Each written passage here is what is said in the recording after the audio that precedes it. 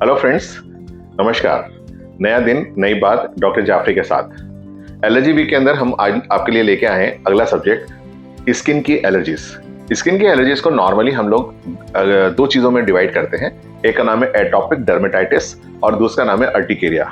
Urticaria को usually hives कहा जाता है या ददोड़े, पित्ती, शीत, ऐसे अलग अलग शब्दों से इसको संबोधन किया जाता है। एटॉपिक डर्मेटाइटिस के साथ कुछ लोग एक्जिमा कहते हैं, कुछ एटॉपिक डर्मेटाइटिस कहते हैं। पर जैसे अगर आप देखेंगे परिभाषा के अंदर एटॉपिक का मतलब होता है एलर्जी। तो अगर किसी डॉक्टर ने आपकी बीमारी को, चर्म रोग को, एक्जिमा को अगर एटॉपिक डर्मेटाइटिस लिखा है, अर्थात ये क्लियर हो जाता है कि ये आप एलर्जी की चमड़ी की बीमारी से पीड़ित हैं।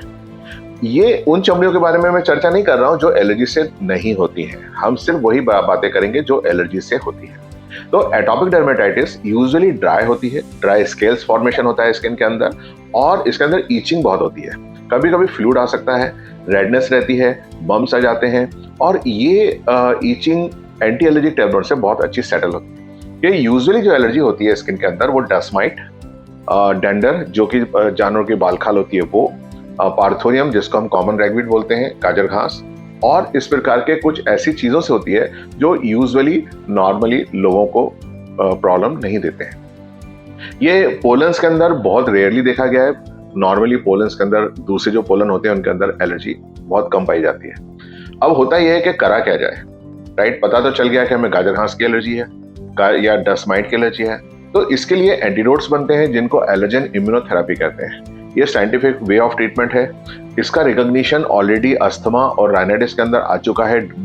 सो फ्रेंड्स, अभी हमने बात करी एटॉपिक डर्मेटाइटिस के बारे में। अब हम लोग बात करने जा रहे हैं अर्टिकेरिया के बारे में। अर्टिकेरिया जिसको इंग्लिश में हाइव्स कहा जाता है, हिंदी में ददोड़े, पित्ती, चित्ती, शीत आदि आदि संबोधन है।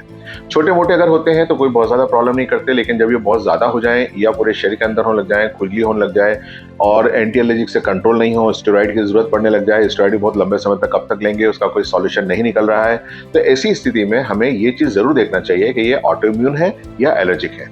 अगर ऑटोइम्यून है तो आप बायोलॉजिक्स पे भी जा सकते हैं, स्टेरॉइड वगैरह बहुत सारे फार्माकोलॉजिकल ट्रीटमेंट है जो डॉक्टर्स देते हैं। लेकिन अगर ये एलर्जिक है तो there is a fair chance कि आपका टोटल आईजी बढ़ा रहेगा और यूसिनोफिलिक काउंट भी बढ़ सकता है। इसके अंदर आपको एलर्जी टेस्ट करना चाहिए। एलर्जी टेस्ट करके कंफर्म करना चाहिए कि कौन सा एलर्जन है। अगर कोई फूड है पर्टिकुलर तो उसको अवॉइड करिए। अवॉइडेंस 100% होना चाहिए। अवॉइडेंस का अर्टिकेरिया के अंदर बहुत बड़ा रोल है, और अर्टिकेरिया में देखा गया है कि मोर देन 40% पेशेंट जो होते हैं वो फूड एलर्जी से ज्यादा पीड़ित होते हैं। तो फूड अवॉइडेंस इसमें बहुत अच्छी हेल्प करता है। अब प्रॉब्लम कहाँ होता है कि डॉक्टर्स और पेशेंट दोनों के अंदर थोड़ी सी अंडरस्टैंडिंग की ये कमी होती है कि हमने कहा आपको मिल्क अवॉइड करना है, लेकिन आप चीज खा रहे हैं या दही खा रहे हैं, है ना, या फिर कुछ और चीज जो जैसे मिल्क ब्रेड के अंदर डला हुआ है, मिल्क पाउडर, या कुछ और चीज जैसे मिल्क की बनी हुई है, जैसे चॉकलेट्स हैं, चाय के अंदर दूध डल रहा है, तो पेशेंट उस चीज को अवॉइड नहीं करता है। तो प्लीज रिमेंबर, जब अवॉइडेंस पे आते हैं तो वो प्रोडक्ट जिस जिस चीज के अंदर डलता है, जिस जिस फॉर्म में डलता है, वो आपको 100% अवॉइड करना पड़ेगा। अवॉइडेंस के रिजल्ट 2 से 3 महीने में आप देख सकते हैं। 2 से 3 महीने के अंदर पेशेंट अगर अवॉइडेंस इंप्रूव होता है तो डेफिनेटली आप सही कर रहे हैं अवॉइडेंस करके, और फिर उसको कंटिन्यू करें, और जैसा आपको क्लिनिकली लगे वैसा आप इंप्रूव कर सकते हैं। तो फ्रेंड्स, हम कल वापस मिलते हैं आपसे। फूड एलर्जी के बारे में चर्चा करेंगे। Indore chest and allergy centre Indore की ओर से प्रसारित किया गया। धन्यवाद।